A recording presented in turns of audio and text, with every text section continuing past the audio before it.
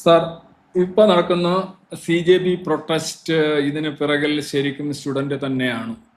Student തന്നെയാണോ എന്ന് ചോദിച്ചു കഴിഞ്ഞാൽ വളരെ വ്യക്തമാണ്. ഇപ്പൊ സ്റ്റുഡന്റ് ഇപ്പൊ കേരളത്തിൽ നടക്കുന്ന നോക്കുക, ഏതെങ്കിലും സ്റ്റുഡൻസ് എന്ന് പറഞ്ഞ നടത്തുന്ന പ്രക്ഷോഭത്തിൽ സ്റ്റുഡൻസ് ഉണ്ടാകാറുണ്ടോ? രജിസ്റ്റർ ചെയ്ത് പരീക്ഷയ്ക്ക് രജിസ്റ്റർ ചെയ്തവരോ ഒക്കെ ഉണ്ടാകുമെന്നൊക്കെ നിങ്ങൾ പറയാനും അല്ല. നമ്മളിവിടെ സ്റ്റുഡൻസ് പ്രക്ഷോഭം കേരളത്തിൽ ഏത് നോക്കിയാലും ആരാണ് ഈ പ്രക്ഷോഭം നടത്തുന്നത്? അതിൻ്റെ പ്രൊഫഷണൽ ആയിട്ടുള്ള കുറേ തൊഴിലാളികളാണ്. സ്റ്റുഡൻസ് എന്നുള്ള വേഷം അവർക്ക് കുറേ ചിലരൊക്കെ 45-50 വയസ്സായിട്ടും പല യുവജന വിദ്യാർത്ഥി പ്രസ്ഥാനങ്ങളിലൊക്കെ വർക്ക് ചെയ്യുന്നുണ്ട്.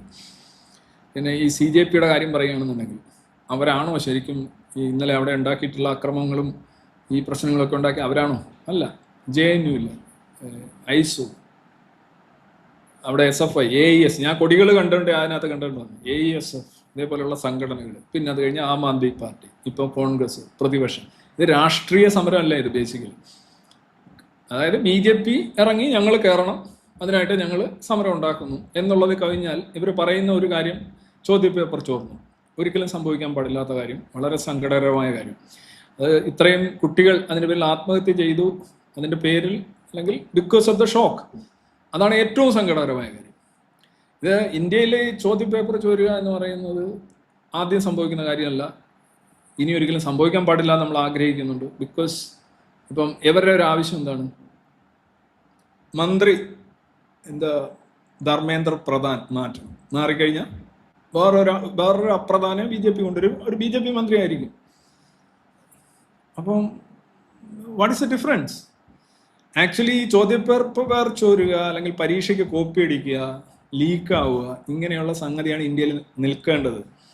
ഇത് ഈ പറയുന്ന ഏതെങ്കിലും ഒരു ഗവൺമെന്റിന്റെ സൃഷ്ടിയല്ല. ഇന്ത്യയുടെ ഒരു മൊത്തത്തിലുള്ള ഒരു ചരിത്രം തന്നെ നോക്കുകയാണെന്നുണ്ടെങ്കിൽ ഇപ്പോൾ കേരളത്തിൽ തന്നെയാണേലും ലീക്കാവുക, കോപ്പി അടിക്കുക എന്നുള്ള സംഗതി സംതിങ് അബ്ഹറൻ്റ് ആയിട്ടുള്ളൊരു കാര്യമാണ്. അതുകൊണ്ട് തന്നെയാണ് വിശ്വാസ്യതയിൽ, അതായത് വിദ്യാഭ്യാസത്തെ കൊലക്ക് കൊടുക്കുന്നതിന് തുല്യമാണ്. അതിനെതിരെ നടപടി ഉണ്ടാകണം എന്ന് വാദിക്കുന്നത് ഓക്കെ. ആ രീതിയിൽ അതിൻ്റെ ഉദ്ദേശങ്ങൾ വളരെ ജെന്യൂനാണ്.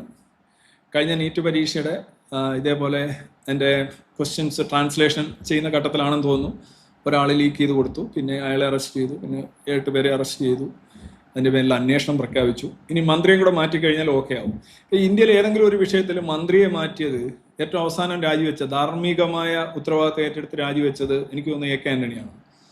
പണ്ട് ലാൽ ബഹദൂർ ശാസ്ത്രി മുതൽ ഇങ്ങനെ ധാർമ്മിക ഉത്തരവാദിത്തം ഏറ്റെടുത്ത് രാജിവെക്കുക, അത്രക്കുള്ള ഒരു ധാർമ്മികതയൊന്നും ധർമ്മേന്ദ്ര പ്രധാനോ BJPക്കോ ഇല്ല എന്നുള്ളത് വ്യക്തമാണ്. ഓരോരോ ലീക്ക് വരുമ്പോൾ ഓരോരോ മന്ത്രിമാർ രാജിവെക്കുക എന്ന് പറഞ്ഞു കഴിഞ്ഞാൽ അവർ തന്നെ പറയുന്നത് അങ്ങനെയാണ്, എല്ലാ ദിവസവും മന്ത്രിമാർ രാജിവെച്ചുകൊണ്ടിരിക്കണം. കാര്യം അമ്മാതിരി ലീക്കുകളാണ് ഇന്ത്യയിൽ, പരീക്ഷാ ക്രമക്കേടുകളാണ് ഇന്ത്യയിൽ നടന്നുകൊണ്ടിരിക്കുന്നത്. അപ്പം വിഷയം ഓക്കെയാണ്, ഒരു സമരം ചെയ്യാനായിട്ടുള്ള ഒരു കാര്യമാണ്. പിന്നെ അതിനുശേഷം നടക്കുന്ന കാര്യങ്ങളാണ് ഇപ്പോൾ വിഷയമായിട്ടുള്ളത്. ഇന്നലെ തന്നെ പ്രകടനക്കാർക്ക് നേരെ കയ്യേറ്റം നടന്നിട്ടുണ്ട് എന്നുള്ള സീനുകൾ പുറത്തു വരുന്നു, നമ്മളത് കാണുന്നു, പരിക്കേറ്റവരെ കാണുന്നു. അതോടൊപ്പം തന്നെ ട്രക്ക് ലോഡായിട്ട് കല്ല് അവിടെ കൊണ്ടുവന്നിടുന്നു. വളരെ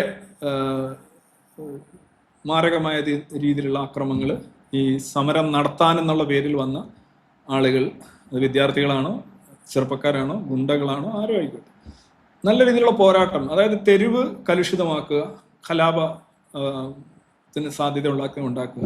ഇത് ജനാധിപത്യത്തിൽ അങ്ങനെ ഒരു അക്രമത്തിനോട് എനിക്ക് യോജിപ്പില്ല. ഓക്കെ, സോണം വാങ്ചുക്ക് ചെയ്തത് ശരിയായ, ഓക്കെ, പുള്ളി പിന്നെ നിരാഹാരവ്രതം എടുക്കുന്നു. നിരാഹാരവ്രതം എന്ന് പറയുന്നത് തന്നെ ഒരു ബ്ലാക്ക് മെയിലാണ്. പുള്ളി തന്നെയാണ് സുപ്രീം കോടതിയിൽ ഇത് മൂവ് ചെയ്യിച്ച് പുള്ളി തന്നെ നിർത്തിച്ചതാണ് എന്ന് പറയുന്നുണ്ട്. അങ്ങനെയല്ല, പുള്ളി അവിടെ പോയി അറസ്റ്റ് ചെയ്തതാണ്. പുള്ളി അറസ്റ്റ് ചെയ്തതാണ് സ്റ്റേറ്റ് ചെയ്തെങ്കിൽ അതും ശരിയായ കാര്യമാണ്. കാര്യം സ്റ്റേറ്റ് പിന്നെ എന്താണ് ചെയ്യേണ്ടത്? പുള്ളിക്ക് എന്തെങ്കിലും പറ്റിക്കഴിഞ്ഞാൽ ഇതേ ആൾക്കാർ പറയും പുള്ളിയെ കൊലക്ക് കൊടുത്തു എന്ന്. പണ്ട് ഗാന്ധിജി മുദ്രാവാക്യം ഇതേപോലെ ഈ ഫ്രാൻസിസ് മക്ഡൊണാൾഡിൻ്റെ കമ്മ്യൂണൽ അവാർഡിനെതിരെ സമരം ചെയ്തിരുന്നു, നിരാഹാരം കിടന്നു. അംബേദ്കർ ആയിരുന്നു അന്ന് വില്ലൻ. ഗാന്ധിജി ഇങ്ങനെ ഗാന്ധിജി സ്ഥിരം ഈ നിരാഹാരം ഒരു പരിപാടിയാണ്. അപ്പോൾ അംബേദ്കറിനെതിരെ ആളുകൾ ഇങ്ങനെ ശരിക്കും ഭയങ്കര രോഷമായിരുന്നു, നാട്ടിൽ തുപ്പുമായിരുന്നു. ആള് പറഞ്ഞ്, നിങ്ങൾ കാരണം ഗാന്ധിജി മരിക്കുന്നു, നിങ്ങൾക്ക് വഴങ്ങിക്കൂടെ, നിങ്ങൾ എന്ത് മനുഷ്യനാണ്, എമ്പതി ഉണ്ടോ, അതുണ്ടോ ഇതുണ്ടോ എന്നൊക്കെ അംബേദ്കറിനോടാണ് ചോദിക്കുന്നത്. അംബേദ്കർ അന്ന് പറഞ്ഞത്, എന്നെ ഈ നഗരത്തിലെ തെരുവ് വിളക്കിൽ കെട്ടിത്തൂക്കി കൊന്നാൽ പോലും ഞാൻ എൻ്റെ ആവശ്യങ്ങളിൽ നിന്നോ എൻ്റെ ജനങ്ങളുടെ ആവശ്യങ്ങളിൽ നിന്നോ പിന്മാറില്ല എന്നാണ് അംബേദ്കർ എന്ന് പറഞ്ഞത്. പക്ഷേ അംബേദ്കർ അത് പറഞ്ഞു, പക്ഷേ വഴങ്ങി ചർച്ച നടത്തി. അതിനേക്കാൾ ഇൻ എഫക്റ്റ് അത് കുറച്ചുകൂടെ ഗുണകരമായെന്നാണ് എൻ്റെ വിലയിരുത്തൽ. കാരണം അതിൻ്റെ പ്രൊവിഷൻസ് ഒക്കെ നോക്കുകയാണ്. അപ്പം അതുപോലെ ഇത് ഈ വാട്ട് ദ എയിം ഈസ് ഒരു നേപ്പാളി അല്ലെന്നുണ്ടെങ്കിൽ ഒരു ബംഗ്ലാദേശി ഒരു ശ്രീലങ്കൻ രീതിയിലുള്ള കലാപമാണെന്നുണ്ടെങ്കിൽ അതിനോട് ഒട്ടും യോജിപ്പില്ല. പിന്നെ ഇന്നലെ നേതാക്കളുമായിട്ട് സംസാരിക്കുന്നുണ്ട് സെൻട്രൽ ഗവൺമെൻറ്. നഡ്ഡയാണെന്നാണ് എൻ്റെ ഓർമ്മ. അത് നല്ലതാണ്. ഇത്തരത്തിലുള്ള വിഷയങ്ങൾ, ജെന്യൂനായിട്ടുള്ള വിഷയങ്ങൾ ഉയർത്തിക്കൊണ്ടുവരുമ്പോൾ അവരുമായിട്ട് ഇൻട്രാക്ട് ചെയ്യാനും സംസാരിക്കാനും ആദ്യം തന്നെ തീരുമാനിക്കണം. എന്തിനാണ് വൈനോട്ട്? അതിപ്പോൾ BJP-യോ അല്ല കോക്രോച്ച് പാർട്ടിയോ അല്ലെന്നുണ്ടെങ്കിൽ വേറെ ഏത് പാർട്ടി ആയിക്കോട്ടെ. ഇന്നലെ വരെ കോക്രോച്ച് പാർട്ടിയുടെ സമരത്തെ തിരിഞ്ഞു നോക്കാതിരുന്ന കോൺഗ്രസ് ആണ് ഇന്നലെ അതിനകത്തൊരു എന്താ പറയുക ലെവറേജ് കിട്ടിയപ്പോൾ ചാടി വീണിരിക്കുന്നു. അപ്പോൾ ഇത് ബേസിക്കലി രാഷ്ട്രീയ സമരമല്ലേ. ഒരു പാർട്ടി അവർക്ക് ഗുണകരമാണ്, അവർക്ക് ഭരണത്തിൽ വരണമെന്ന് പറഞ്ഞുകൊണ്ട് ഒരു സംവിധാനത്തെ അല്ലെങ്കിൽ ഒരു സന്ദർഭത്തെ എക്സ്പ്ലോയിറ്റ് ചെയ്യുന്നു. പക്ഷേ എക്സ്പ്ലോയിറ്റ് ചെയ്യുന്നതിന് ശരിയാണ്, കുഴപ്പമില്ല, നല്ല കാര്യം തന്നെയാണ്.